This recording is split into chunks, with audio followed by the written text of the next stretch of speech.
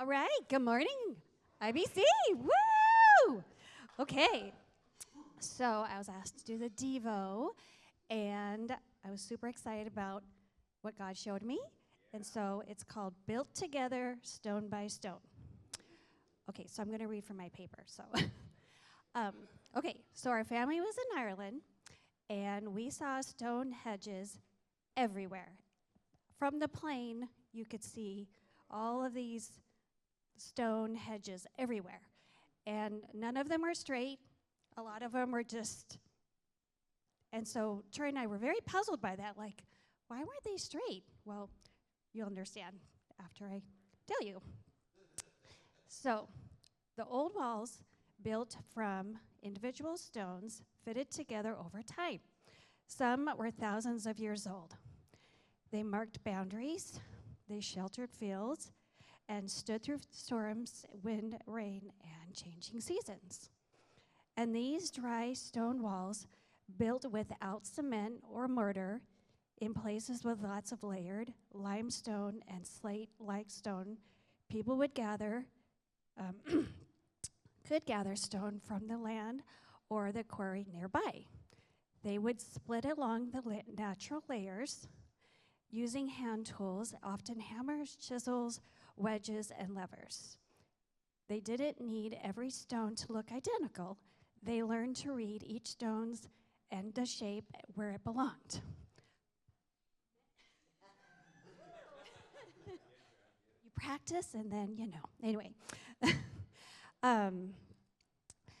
So the walls stay standing, not because each stone was perfect, but because each one supports and is supported by others. Also, the wall was strong, not because every stone was perfect, but because they were carefully placed together. And I noticed that no two stones were alike. The builder utilized all shapes and sizes to see where each one could fit. One stone especially caught my attention. There was one large stone that set firmly into a wall, and it made me think about Jesus. The Bible tells us that in Ephesians 2:20, together we are his house, built on a foundation of the apostles and prophets, with Christ Jesus himself as the chief cornerstone. The cornerstone was the most important stone in the building. Everything else measured from it. It determined the direction, the strength, and the stability of the entire structure. If the cornerstone was solid, the whole building could stand.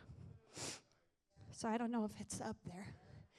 Yeah, it was huge, and I didn't know how big it was, how depth. It could have been the whole wall inside, so yeah. So Jesus is our cornerstone. Everything we do must line up with him, and he is the one who gives us direction, unity, and strength. Those stone hedges were not built in one day, and they were not made to be one perfect stone. They were built stone by stone in the same way God is building his church and strengthens his people through faith, through the way we serve, hospitality, worship, prayer, and care. God brings people into his church with different stories, gifts, personalities, seasons, and even different struggles. In 1 Peter 2:5, Peter says, "You also are living stones and are being built into a spiritual house." God is building his church, not with perfect people, but with people he has shaped and placed and joined together.